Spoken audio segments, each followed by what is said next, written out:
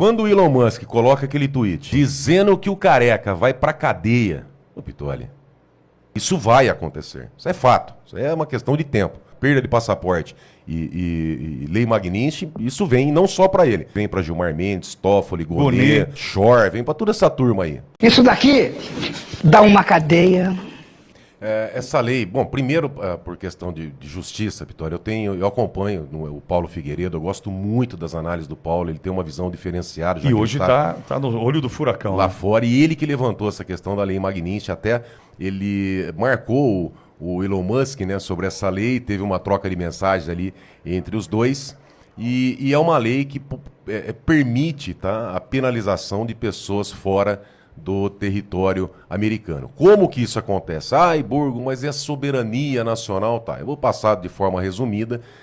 Essa lei ela é devida à morte, né, de Sergei Magnitsky, que era um advogado tributarista na Rússia, que ele foi contratado para fazer um levantamento, uma investigação sobre crimes, né, desvios de dinheiro na Rússia. E justamente as pessoas que ele investigou, que estaria desviando dinheiro na Rússia, essas pessoas acabaram julgando ele e prendendo ele. Alguma coincidência com o país aqui da América Latina. Quem ele investigou? Ele investigou, ele provou a fraude, o desvio de dinheiro, e aí essas pessoas passaram a persegui-lo, prendê-lo, e julgaram. Torturaram ele na cadeia, até que ele apanhou tanto de cacetete na cadeia que, esperando a ambulância para vir socorrê-lo, ele acabou morrendo. Tá? Várias pessoas ligadas a esse caso foram perseguidas, torturadas, morreram, desapareceram. Coisas que o Putin sabe fazer. Ele sabe, muito bem né? feito. Né? E coisas que um certo país aí na América Latina está prestes a chegar nesse nível. Já acontece. Já faz. Já faz, né? Já Mas faz. Com essa desfaçatez, escancarado assim, dá mais um pouquinho, né? E aí, com a morte do Magnitsky, esse caso, pelos tratados de direito internacional, porque o que acontece, Pitoli? Os tratados de direito internacional no Brasil, que tratam de direitos humanos, ele tem o mesmo poder de emenda à Constituição, quer dizer, tem a mesma força de lei, de norma constitucional. Tratado internacional, o Brasil é signatário, foi lá e assinou, se comprometeu a cumprir, traz para o Congresso vai lá, discute, aprova, tem a mesma força de lei.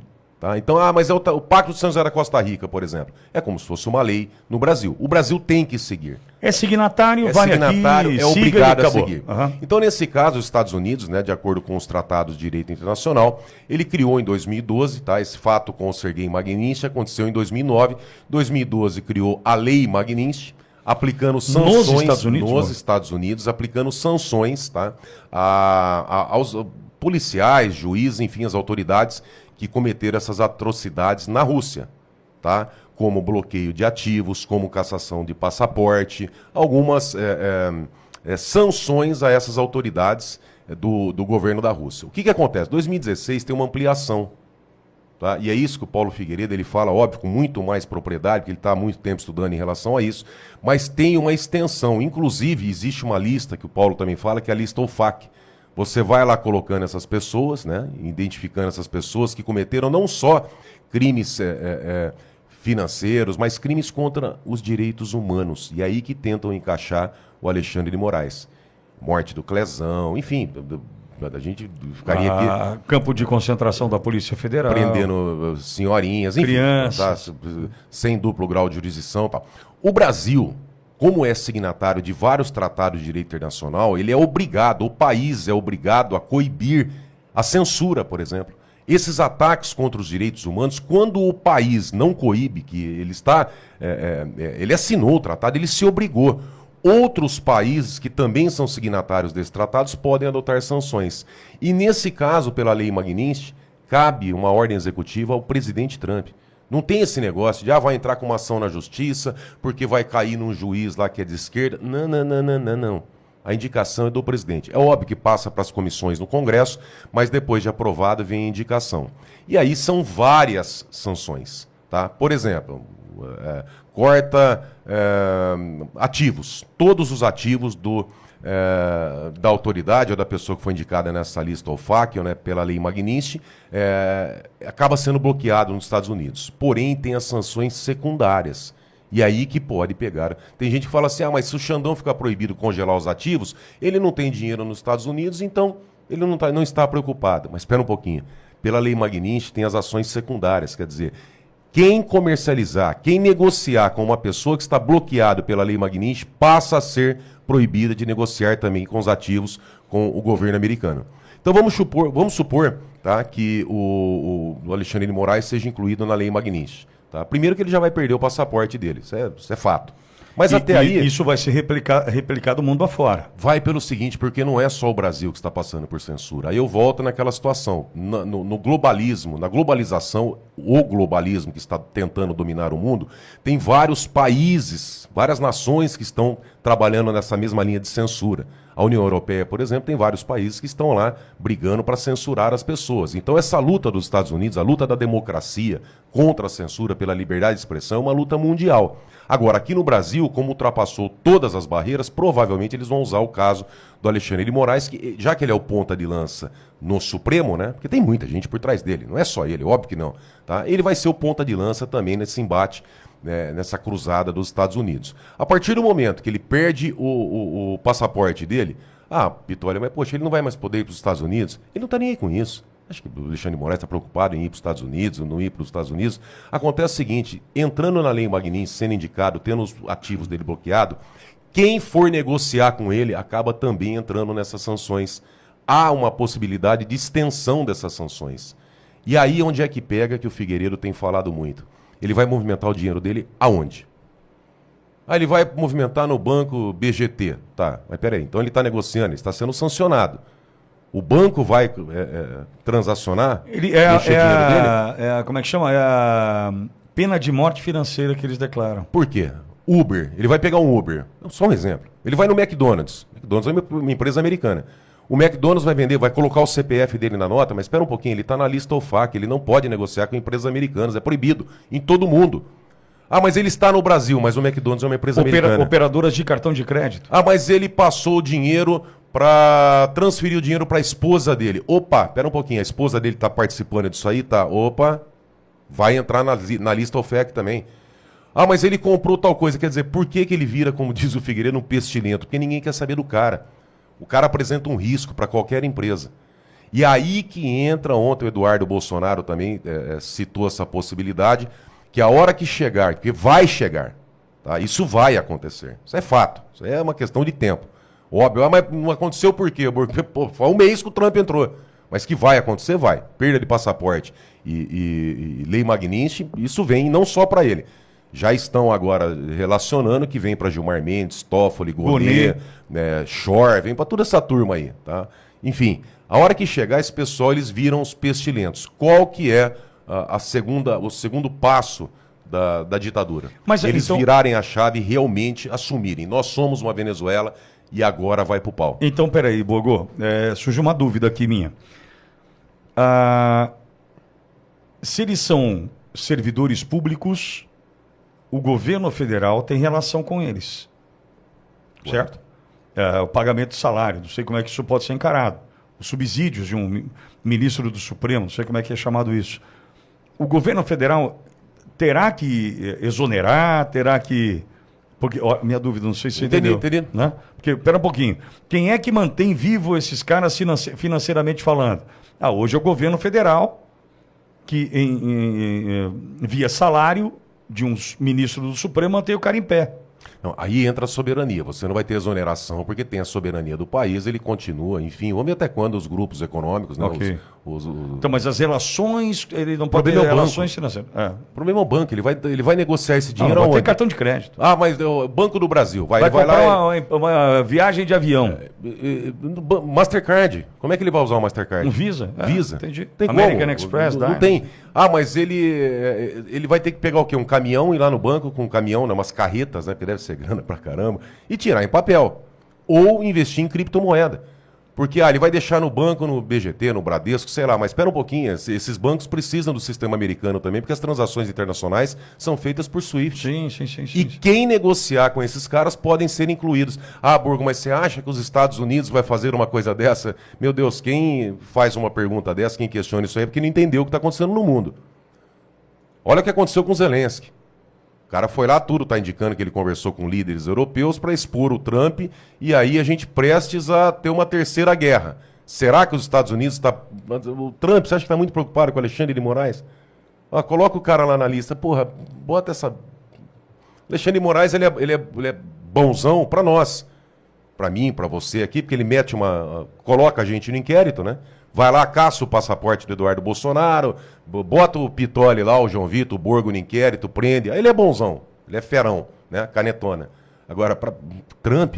Então, Rubio... Borgo, mas eu tenho dito desde acho que do início da semana, final da semana, enfim, final da semana passada, o seguinte, eu até fiz uma comparação com o Exterminador do Futuro, né?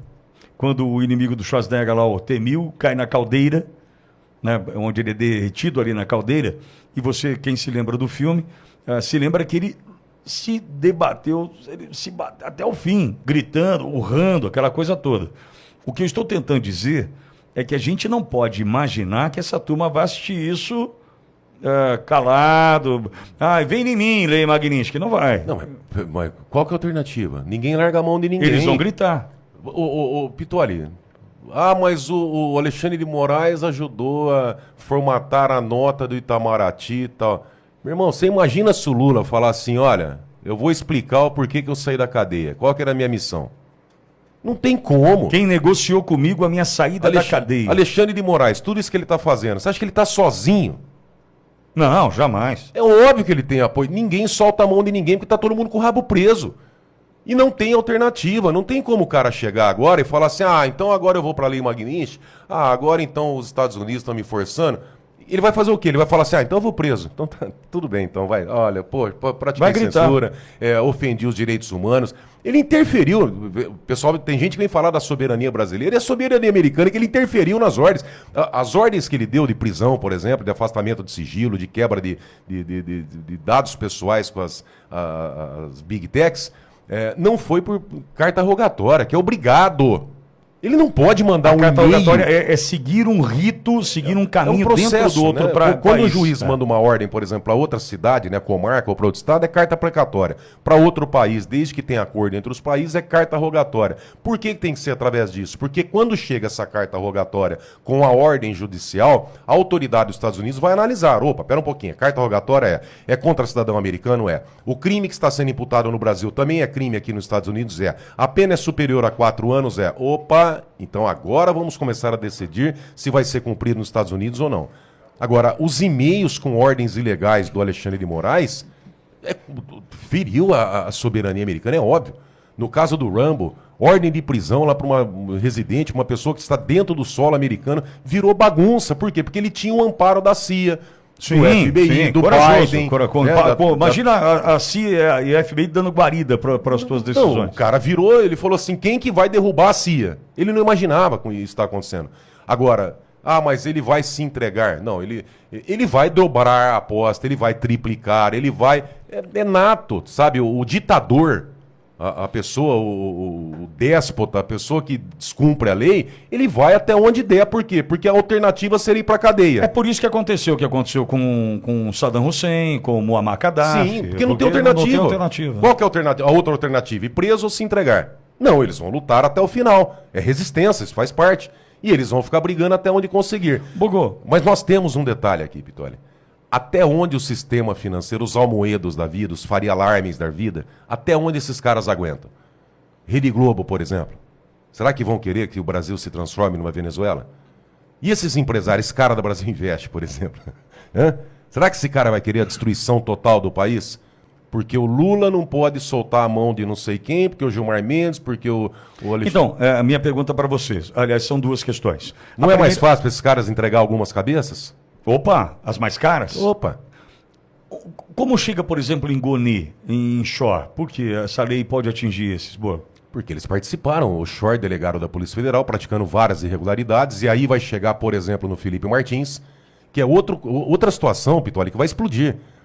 O Alexandre de Moraes, eu entendo porque é minha especialidade, eu trabalho diretamente na parte de inteligência de investigação processual criminal. Tá? O Alexandre de Moraes, a Polícia Federal... Eles tinham o acompanhamento do Felipe Martins antes dele viajar 3 meses antes. Eles sabiam a triangulação onde é que esse cara estava. O que é triangulação, Boa? Quando vem expedido uma ordem judicial para as empresas de telefonia, a empresa Tem dois sistemas, a população conhece muito o software Guardião. Tá? O Guardião é um software, quer dizer, um aparelho de comunicação, ele é passivo. O Guardião, ele não quebra o sigilo telefônico da pessoa. E nem telemático. O telemático sim, porque é a informação que vem, não é? Também, tá? Tá. Telemático, telefone. Porque o telemático, só para. Acho que é importante fazer São distinção. dados, né? Mensagens. O telemático é assim, onde está aquele telefone, né? Mensagens também, mensagem WhatsApp. Troca, de onde partiu a mensagem. Então, mandou a mensagem da torre localizada não sei aonde. Quando a ordem judicial é expedida para as empresas de telefonia, a empresa de telefonia, ela aciona um software que só as empresas têm, que é um software ativo, que é o Vigia. Dificilmente vão achar literatura falando sobre isso. Tá? Eu conheço pela minha experiência. É um outro software, é um software ativo. Ele consegue quebrar, ele consegue afastar os sigilos, que é da própria empresa de telefonia. Tá? E dificilmente as pessoas, Pitoli, vão achar literatura sobre isso. Porque ninguém explica, que eu conheço, porque 20 anos de advocacia criminal é minha área. Tá? Então, o software, o Vigia, que é das empresas de telefonia, ele é um software ativo. O que significa? Ele vai e disponibiliza o sigilo telemático e telefônico das pessoas. Com isso aí é espelhado, tá, o software Vigia no software Guardião. Esse sim, o Guardião, tem no Ministério Público, tem na Polícia Federal, às vezes na Polícia Militar, enfim. Os órgãos de investigação têm o Guardião. Mas o Guardião sozinho ele não consegue entrar na sua conta. Ele não consegue afastar o seu sigilo, precisa do Vigia fazendo esse espelhamento. E Vigia quem tem são as operadoras. As operadoras. E só com ordem judicial. Em tese. Tá? Claro. Em tese. Ou quem dá ordem pode dar ordem. Em tese eu sei que tem interesse sobre a informação. Eu tenho uma audiência gravada muito interessante, onde uma autoridade diz que dá para burlar o sistema. Está gravado. Isso foi feito numa audiência e eu tenho gravado isso aí numa audiência minha. Bom, voltando. Quando vem essa ordem, o Vigia vai lá e espelha com o Guardião começa a fazer uma teia. Ele vai pegando todas as conversas, data, horário, e a cada 15 dias a Polícia Federal faz um relatório. É obrigado. Por quê? Porque a cada 15 dias o juiz tem que ver se renova o pedido de interceptação ou não. Então, a partir do momento que veio aquela ordem de interceptação e aquelas informações das operadoras de telefonia, como foi o caso do Felipe Martins, a cada 15 dias a Polícia Federal, um agente tem que fazer um relatório falando, olha, tá aqui, ele foi para lá, olha aqui a régua, né, que é onde mostram os locais que o Felipe Martins estava. Ele saiu de Curitiba, foi a Brasília, passou pelo Rio, passou por São Paulo, porque ele não saiu do Brasil. E aí, quem deu a ordem para interceptar tem que aprovar a renovação dessa para mais 15 dias. Quer dizer, se essa pessoa estava acompanhando para dar uma ordem que deveria ser legal para permitir a prorrogação, ela sabia que o Felipe Martins não estava nos Estados Unidos. Aí o que acontece? Olha, o Felipe Martins vem um jornalista, né? Jornalista, um blogueiro, né? Esse sim, um blogueiro. E como é que chama lá o Amado? Guilherme Amado. Guilherme Amado, que solta a notícia do Felipe Martins, inclusive cometeu um crime nos Estados Unidos ao ter essa informação, porque ele entrou em sigilo, né, do Felipe Martins, mas enfim, tem que ser apurado, e solta isso aí para esquentar a notícia para servir de base para a prisão do Felipe Martins. Mas o Felipe Martins estava no Brasil, eles sabiam porque eles estavam autorizando a prorrogação da interceptação do cara. Como é que prenderam o cara? Agora, detalhe. Como que essa informação foi esquentada no sistema dos Estados Unidos? E essa é a questão. E, inclusive, estão dizendo que peixe muito grande foi para lá para esquentar essa informação. Que o negócio é tão grave. Né? O envolvimento teria que ser com autoridades brasileiras, se é que você me entende. Meu irmão, imagina você com a CIA. Óbvio que você não faria, estou dando um exemplo. Claro. Né? Você é uma pessoa de bom caráter. Mas imagina um cara que é mau caráter tendo a CIA por trás, falando assim, ó, vai lá, a gente dá retaguarda. O mecanismo. FBI, NSA, CIA, George Soros, todo o sistema, todos os demônios que existem no mundo, dando amparo para esse cara. Então, e dando amparo para algo que não aconteceu. Olha, ele estava no Brasil... Passaporte vencido, que foi incluído no sistema, o nome errado. Nós sabemos que ele está no Brasil, que ele não deixou o Brasil. Vamos com o documento. Registramos o nome dele errado, como Felipe, é Filipe, mas depois a gente dá um jeito. E dizem que quem foi fazer essa manobra lá foi gente grande com pouco cabelo, se é que você me entende. E você acha que o Elon Musk não pegou? Ou melhor, vamos lá então, vai. Quando o Elon Musk coloca aquele tweet, né? Ou X, a postagem dele. O memezinho lá do... Dizendo que o Careca vai pra cadeia. Ô, Pitoli, a gente não tá falando do Zé Não. A gente... Se o Trump deposita toda a confiança ao ponto de levar o cara pra casa dele, Mar-a-Lago, família, filho... Olha, alguém acredita que o Elon Musk está como lá, com uma planilha na mão, anotando todos esses dados que ele está recebendo? O cara trabalha com algoritmo, com inteligência, poxa, o cara deu ré no foguete. A inteligência do cara, os mecanismos que ele tem de investigação, de levantamento é muito grande. É um cara, poxa, o cara mais rico do mundo, mais poderoso. Nós estamos falando aqui, desculpa eu viajar um pouquinho, mas nós estamos falando da possibilidade aqui, pelo menos estão aventando a possibilidade de uma terceira guerra mundial, aonde as potências têm capacidade de explodir o mundo centenas de vezes pela a capacidade atômica dessas armas, tá? Sem contar os reflexos de radiação. O cara tá com foguete, Vitória. Olha onde tá a cabeça desse cara. Aí ele me coloca um tweet e fala assim, ô Careca, você vai pra cadeia. Você acha que é brincadeira? Você acha que é o tipo do cara, por exemplo, que vai brincar? Não, é o cara que toma uma cervejinha e vai lá e vai tuitar pra falar besteira. Meu, se esse cara colocou que vai pra cadeia, eu não queria ser o alvo. E agora, com o poder que ele tem nos Estados Unidos por trás... Então, quer dizer, essa lei Magnitsky, voltando ao assunto, é óbvio que vai ser enquadrado, não tenha dúvida disso. Eu tenho ouvido bastante o Paulo, tá? O Figueiredo, ele tem muitos detalhes em cima disso. Inclusive, acho que foi o Mike Lee, o senador que até publicou no Twitter, né? Levanta se é o Mike Lee mesmo, o João, fazendo um favor. O senador, né? Que publicou lá, Alexandre de Moraes, essa é a Lei Magnitsky, esse é o Alexandre de Moraes.